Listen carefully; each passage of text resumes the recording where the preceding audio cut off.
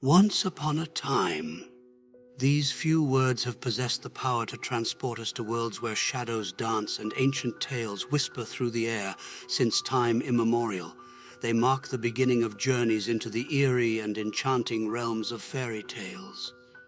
My name is Mr. Rook, your guide through the shadowy realms of fairy tales and forgotten lore. Join us as we reveal how the stories you thought you knew were woven with threads of darkness and mystery. Welcome, my dear friends, to SkaryTale Bites. Tonight we delve into the dark and twisted tale of Rumpelstiltskin, a story that has intrigued and unsettled readers for centuries. First published by the Brothers Grimm in their 1812 collection, Children's and Household Tales, this fairy tale hails from the heart of German folklore. It explores themes of greed, desperation, and the sinister bargains we make when cornered by fate. Once upon a time, in a faraway kingdom, nestled deep within the shadows of a dense forest, there lived a poor miller who had a beautiful daughter. His life was humble and filled with hard work, yet his dreams were grand. Desperate for recognition and wealth, the miller concocted a bold lie to impress the king. One fateful day he boasted, "Your Majesty, my daughter can spin gold from straw." The king, a man both greedy and curious, summoned the miller's daughter to his grand castle. The castle loomed over the village like a menacing giant, its spires piercing the sky and casting long, eerie shadows. The girl trembled as she approached, her heart pounding in her chest. "Your father tells me you can spin gold from straw," the king declared, his eyes gleaming with avarice. He led her to a dark, cold chamber filled with straw. The room was silent save for the occasional rustle of straw and the distant howls of wolves. "If by morning you have not spun this straw into gold, you shall die," the king said, his voice echoing ominously in the room. Left alone, the girl's fear turned to despair. She wept bitterly, her tears staining the straw. As the miller's daughter wept in the cold, dark room, a raspy voice echoed through the shadows, sending shivers down her spine. "Good evening, miller's daughter. Why are you crying?" The voice seemed to come from all directions, filling the room like a malevolent mist. She spun around, her heart pounding in her chest. There, emerging from the darkness behind her, stood a grotesque little man. His sunken eyes glimmered like coals, and his gnarled fingers twitched with an unsettling eagerness. His sinister grin revealed sharp, yellowed teeth as he repeated, "Why are you crying?" "I must spin this straw into gold by morning, and I have no idea how," she sobbed, her voice trembling. The little man's grin widened. "What will you give me if I do it for you?" "My necklace," she offered, her hands shaking as she unclasped it. It was a simple necklace, a keepsake from her late mother, and the last remnant of happier times. The little man snatched the necklace with greedy fingers, his eyes gleaming with malevolent delight.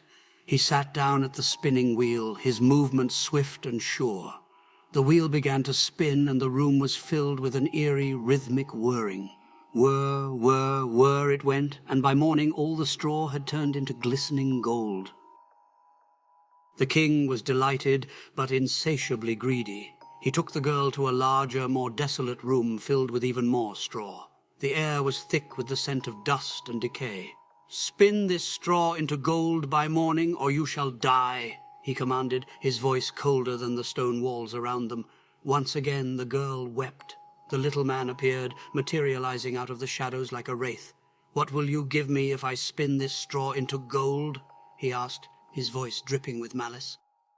"My ring," she replied, her voice barely a whisper.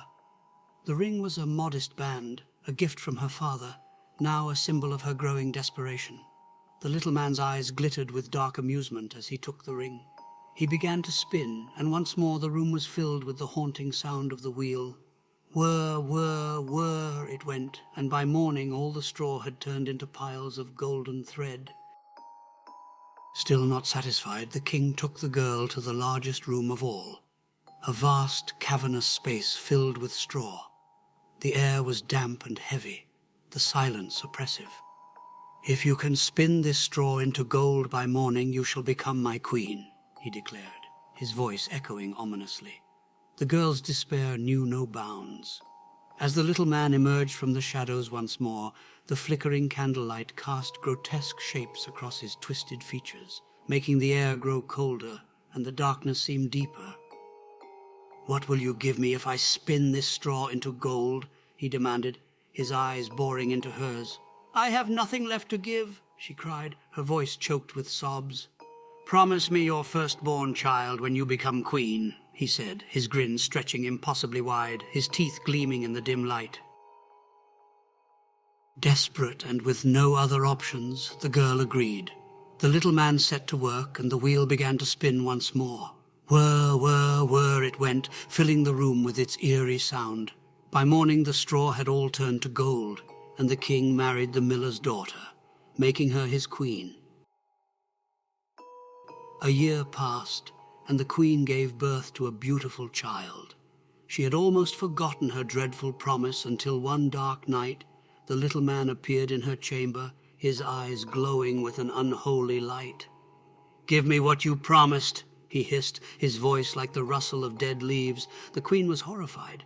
She offered him all the riches of the kingdom, but the little man remained unmoved. "No," he said, his voice a malevolent whisper. "Something living is dearer to me than all the treasures of the world." The queen wept and pleaded, her cries echoing through the dark halls. The little man, relenting slightly, said, "I will give you 3 days.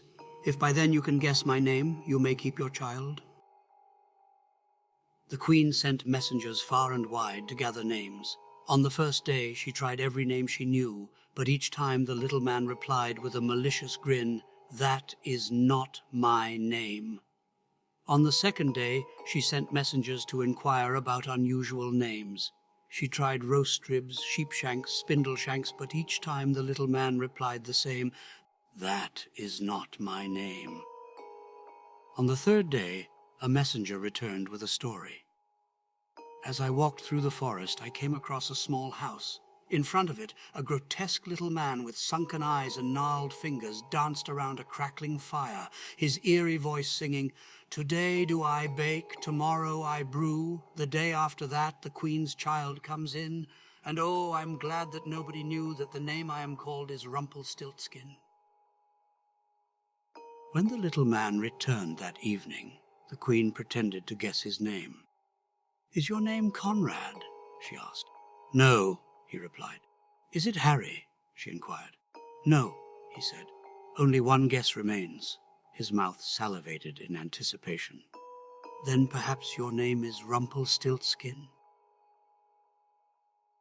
As the name left her lips, the room seemed to darken, the shadows growing longer and the air turning frigid.